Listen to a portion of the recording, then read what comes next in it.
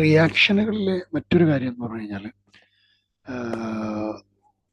ഒരു വളരെ പ്രധാനപ്പെട്ട മറ്റൊരു കാര്യം, ഹ്യൂമൻ ബീയിങ്ങിന് റിയാക്ട് ചെയ്യുന്നപ്പോൾ തന്നെ ആനിമൽസും റിയാക്ട് ചെയ്യും ആക്ഷൻ. അപ്പോൾ ഏതൊരു ആക്ഷനെതിരെയും റിയാക്ഷൻ ഉണ്ടെന്ന് ആനിമൽസ് റിയാക്ട് ചെയ്ത് കാണാം. നമ്മൾ പട്ടിയോട് കളിക്കുമ്പോഴും പൂച്ചയോട് കളിക്കുമ്പോഴും പാമ്പിനോട് പെരുമാറുമ്പോഴൊക്കെ ശ്രദ്ധിച്ചിട്ടില്ല എന്നുണ്ടെങ്കിൽ അതിൻ്റെ റിയാക്ഷൻസ് കാണാം. ഇത് എല്ലാ ആനിമൽസിനും ഓരോ ടൈപ്പ് ഓഫ് റിയാക്ഷൻ. ശത്രുവിൽ നിന്ന് രക്ഷ നേടാൻ വേണ്ടി ഇപ്പം മുള്ളൻ പന്നി അതിന്റെ മുള്ള അയക്കുന്നത് പോലെ, പ്രത്യേകതരം മത്സ്യം അതിന്റെ വിഷം വെള്ളത്തിലാക്കുന്നത് പോലെ, അങ്ങനെ നിറം കളർ മാറ്റുന്നത് പോലെ, അങ്ങനെ പല രൂപത്തിലുള്ള സെൽഫ് മെയ്ഡോ അല്ലെങ്കിൽ നാച്ചുറലി ഉള്ള പ്രൊട്ടക്റ്റീവ് മെഷേഴ്സ്. അത് ആക്ഷൻസ് വരുമ്പോൾ മാത്രമേ അത് റിയാക്ട് ചെയ്യുള്ളൂ, അല്ലെങ്കിൽ അത് റിയാക്ട് ചെയ്യുന്നില്ല. അതാണ് നമ്മൾ മനസ്സിലാക്കേണ്ടത്.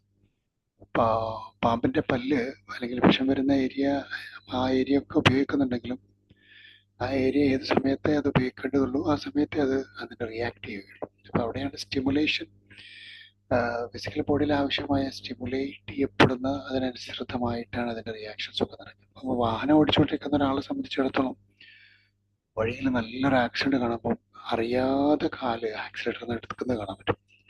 ഇത് ഒരു പർട്ടിക്കുലർ പോയിന്റിനെ ബേസ് ചെയ്തിട്ട് നമ്മളുടെ ആ ഒരു സ്റ്റിമുലിയാണ്. അവിടെയാണ് ആക്ച്വലി നമുക്ക് അതിനെ വിഡ്രോ ചെയ്യാൻ പറ്റുന്നത്.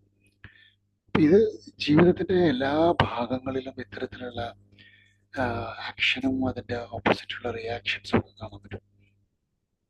നമ്മളെ ഈഗോ വല്ലാതുള്ള ആളുകളെ സംബന്ധിച്ച്, എല്ലാവർക്കും ഈഗോ ഉണ്ടാവണമെന്നില്ല വലിയ രൂപത്തിൽ. ചിലർക്ക് ഈഗോ വളരെ പ്രധാനമായിരിക്കും. അത് അവരുടെ വലുപ്പ ചെറുപ്പോ പ്രായഭേദമന്യേ അല്ലെങ്കിൽ മതജാതി വ്യത്യാസമോ കളറോ രാഷ്ട്രീയമോ അതല്ലെങ്കിൽ തറവാടോ അങ്ങനെ ഒന്നും നോക്കാതെ തന്നെ ഈഗോ ഹർട്ട് ചെയ്യാൻ സാധ്യതയുള്ള ആളുകൾ ഇഷ്ടംപോലെ ഉണ്ട്. വളരെ പെട്ടെന്ന് ഈഗോ ഹർട്ട് ചെയ്ത് കഴിഞ്ഞാൽ they will do some reactive measures. ഞാൻ ഒന്നിനും കൊള്ളില്ല എന്ന് അവൻ പറഞ്ഞല്ലോ, അപ്പോൾ എനിക്കൊന്ന് കാണിച്ചു കൊടുക്കണം. BYD എന്ന് പറഞ്ഞൊരു കാർ കമ്പനിയുടെ ഇലോൺ മസ്ക് 2012 ഇന്റർവ്യൂ ചെയ്ത സമയത്ത് ചൈനയുടെ കാറാണ് BYD. അപ്പോ ആക്ച്വലി അവിടെ റിയാക്ഷൻ ആണോ ആക്ഷൻ ആണോ എന്നുള്ളതല്ല പ്രധാനം. പക്ഷെ നമ്മൾ ആലോചിക്കേണ്ടത്, ഒരാള് ഹർട്ട് ചെയ്യാൻ അത് വളരെ വലുതായിരുന്നു. ആ ഒരു കമന്റ് ഇലോൺ മസ്കിന്റെ ഇന്റർവ്യൂവിൽ ഇലോൺ മസ്ക് പറയുന്നത് അത് ചൈനയിൽ തുടങ്ങി ചൈനയിൽ തന്നെ അവസാനിക്കുന്ന കാറാണെന്നൊക്കെ പറഞ്ഞ്, ഇലക്ട്രിക്കൽ കാറിനെ കുറിച്ച് ടെസ്ല അദ്ദേഹത്തിന്റെ കാറ് വളരെ നന്നായിട്ട് പെർഫോം ചെയ്ത് തുടങ്ങുകയും അതങ്ങനെ വളരാൻ സംഭവിക്കുകയൊക്കെ ചെയ്യുന്ന ഒരു കാലഘട്ടം. ടെസ്ല വളരെ വളരെ മനോഹരമായ കാറുകൾ ഒരുപാട് ഇറക്കിയിട്ട് ഇപ്പം നമുക്കറിയാം. സൈബർ ട്രക്ക് കഴിഞ്ഞ ദിവസം ട്രാവലിംഗിൽ ഞാൻ കണ്ടിട്ടുണ്ട്. ഇടയ്ക്കിടയ്ക്ക് നമുക്ക് കാണാറ് ഇവിടെ ദുബായിൽ. പക്ഷെ ഞാൻ പറയുന്നത്, കഴിഞ്ഞ വർഷത്തെ ലോകത്തെ ഏറ്റവും കൂടുതൽ 12 വർഷങ്ങൾക്ക് ശേഷമാണ് 2012 നടന്ന ഇന്റർവ്യൂ ആണ്. 2024 ഇന്റർവ്യൂവില് BYD എന്ന് പറയുന്ന കമ്പനി ലോകത്ത് ടെസ്ലയേക്കാൾ കൂടുതൽ ഇലക്ട്രിക്കൽ കാറുകൾ വിറ്റതിന്റെ റെക്കോർഡ് കരസ്ഥമാക്കിയപ്പോൾ നമ്മൾ ആലോചിക്കേണ്ടത്, അതിനേക്കാൾ മികച്ച കാറുകൾ ഉണ്ടാക്കി വിൽക്കുന്നുണ്ട് അവർ. നമ്മൾ മനസ്സിലാക്കേണ്ടത്, ഒരാളുടെ ഈഗോ ഹർട്ട് ചെയ്ത് കഴിഞ്ഞാൽ ഉണ്ടാക്കാവുന്ന ചാലഞ്ച് അതുകൊണ്ട് ആണ് അത് ഗ്രോ ചെയ്തത് എന്നല്ല. അപ്പോൾ ഏതൊരാളുടെയും ഈഗോ എങ്ങനെ ഹർട്ട് ചെയ്തു, എങ്ങനെ ഹർട്ട് ചെയ്തില്ല, എങ്ങനെ ഹർട്ട് ചെയ്യണം എന്നുള്ളത് നേരത്തെ നമ്മൾ സിനദിൻ സിദാന്റെ സ്റ്റോറി കഴിഞ്ഞ ദിവസം പറഞ്ഞത് പോലെ തന്നെ ഇത്തരത്തിലുള്ള സ്റ്റോറീസ് ഒക്കെ നമ്മുടെ ലിവിങ്ങിൽ ഒരുപാട് കാണാൻ പറ്റും. അപ്പോൾ പരസ്പരം അങ്ങോട്ടും ഇങ്ങോട്ടും ഹർട്ട് ചെയ്യാറുണ്ട്. കുട്ടികൾ തമ്മിൽ അങ്ങോട്ടും ഇങ്ങോട്ടും, വീട്ടിലുള്ള അംഗങ്ങൾ തമ്മിൽ അങ്ങോട്ടും ഇങ്ങോട്ടും. ചില ഡൈവോഴ്സുകൾ തന്നെ ഉണ്ടായത് എനിക്ക് അറിയാൻ പറ്റും. ചില ആളുകളെ ഈഗോ ഹർട്ട് ചെയ്യുന്നുണ്ട്. കാരണം ഒരുപാട് വർഷം ഒരുമിച്ച് താമസിച്ചിരുന്ന ഒരു ഹസ്ബൻഡും വൈഫും എന്തോ ഒരു വാക്ക് ഉപയോഗിച്ചത് ശരിയാവാത്തതിന്റെ പേരിൽ 2-3 വർഷം മാറി താമസിച്ച അവസ്ഥയൊക്കെ ഞാൻ എൻ്റെ നാട്ടിൽ തന്നെ ഉണ്ടായത് എനിക്ക് ഓർമ്മയുണ്ട്. കൗൺസിലിംഗുമായി ബന്ധപ്പെട്ട് സംസാരിച്ചപ്പോൾ ഞാൻ ഇതൊരു സ്റ്റോറി കേസ് സ്റ്റഡി എന്നുള്ള നിലയ്ക്ക് നിങ്ങളോട് പറയുന്നത്, ഈ വളരെ മൈന്യൂട്ടായിട്ട് ഇത്തരത്തിൽ സെൻസിറ്റീവ് ആയിട്ട് ഈഗോനെ ഹാൻഡിൽ ചെയ്യുന്ന ആളുകൾ വളരെ ചാലഞ്ചിങ് ആയിട്ട് ഇത് വലിയ ഇഷ്യൂ ആയിട്ട് മാറും. അപ്പോൾ നമുക്ക് പോസിറ്റീവായിട്ട് ഇത്തരത്തിലുള്ള റിയാക്ഷൻസ് നല്ലതാണ്. ഇപ്പോൾ നമുക്ക് ഈഗോ ഹർട്ട് ചെയ്യുന്നു, ഓക്കെ ഫൈൻ, അതിന്റെ പേരിൽ നമ്മൾ സക്സസ് ക്രിയേറ്റ് ചെയ്യണം. അപ്പോൾ നമ്മളെ സക്സസ് ക്രിയേറ്റ് ചെയ്തിട്ട് അതിന്റെ ഈഗോനെ മറികടക്കാൻ നമുക്ക് സാധിച്ചാൽ ദാറ്റ്സ് ഫൈൻ. പലപ്പോഴും അത് സാധിക്കാതെ പോകുന്നതിനുള്ള ഒരുപാട് റീസൺസ് ഉണ്ട്. എല്ലാവർക്കും ഒരുപോലെ ഒരാളെ ഈഗോ ഹർട്ട് ചെയ്തുകൊണ്ട് അതിനെ ഓവർകം ചെയ്യാൻ വേണ്ടിയിട്ട് സാധിക്കണം എന്ന് നിർബന്ധമൊന്നുമില്ല. കാരണം എല്ലാ ശതമാനം ആളുകൾക്ക് ഒരുപോലെ അത് അച്ചീവ് ചെയ്യാൻ പറ്റില്ല. കാരണം അത് അച്ചീവ് ചെയ്യാൻ പറ്റാത്തതിന് ഒരുപാട് കാരണങ്ങൾ വേറെയുണ്ട്. നമുക്ക് അതല്ലല്ലോ നമ്മുടെ ടോപ്പിക്. അതുകൊണ്ട് ഈ റിയാക്ഷൻസ് ഉണ്ടാവുന്നതിന് തടയുന്നതിനപ്പുറം ഉണ്ടാവുന്ന റിയാക്ഷൻസിനെ പോസിറ്റീവ് ആകുന്ന രൂപത്തിൽ മെയിൻറ്റെയിൻ ചെയ്യുക. തീരെ ഷണ്ഡീകരിക്കപ്പെടുന്ന അവസ്ഥ എന്ന് നമ്മൾ പറയും. തീരെ റിയാക്ട് ചെയ്യുക, പറയാതിരിക്കുക, മിണ്ടാതിരിക്കുക, കേൾക്കാതിരിക്കുക, അറിയാത്ത പോലെ ഇരിക്കുക. ഇങ്ങനത്തെ ഒരു അവസ്ഥയിലേക്ക് കാര്യങ്ങൾ പോയി കഴിയുമ്പോൾ നമ്മൾ നമ്മളുടെ ആ യുണീക്നെസ്, ഒരു ഹ്യൂമൻ ബീയിങ്ങിന്റെ ഒരു ക്വാളിറ്റി യുണീക്നെസ് കംപ്ലീറ്റ് നഷ്ടപ്പെടും.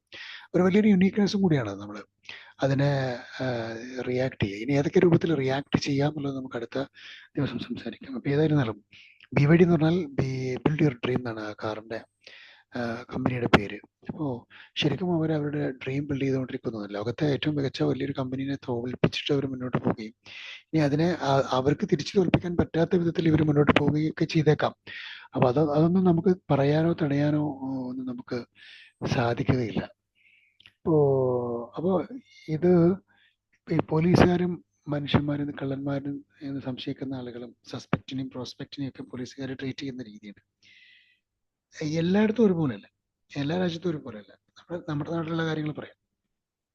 നമ്മുടെ നാട്ടില് പൊതുവെ മികച്ച ഒരു പോലീസ് ക്വാളിറ്റി പെർഫോം ചെയ്യാൻ ഇന്നുവരെ കുറഞ്ഞ ശതമാനം പോലീസുകാർക്ക് എപ്പോഴെങ്കിലും ആരെടുത്തെങ്കിലും കാണാത്ത രൂപത്തിൽ ശ്രമിച്ചത് വെച്ച് നിർത്തിയാൽ ജനറലി പബ്ലിക് അറിയുന്ന ഒരു പോലീസ് എന്ന് പറഞ്ഞാൽ വളരെ മോശം മനുഷ്യരായിട്ടാണ്, വളരെ വൃത്തിയായിട്ട് കള്ളന്മാരെക്കാളും മോശമായിട്ട് ബിഹേവ് ചെയ്യുന്ന, കള്ളന്മാര് മനുഷ്യരോ കാണാതെയാണ് ബിഹേവ് ചെയ്യുക, അവർക്ക് അവരുടെ ആവശ്യങ്ങൾക്ക് വേണ്ടിയാണ് ബിഹേവ് ചെയ്യുക.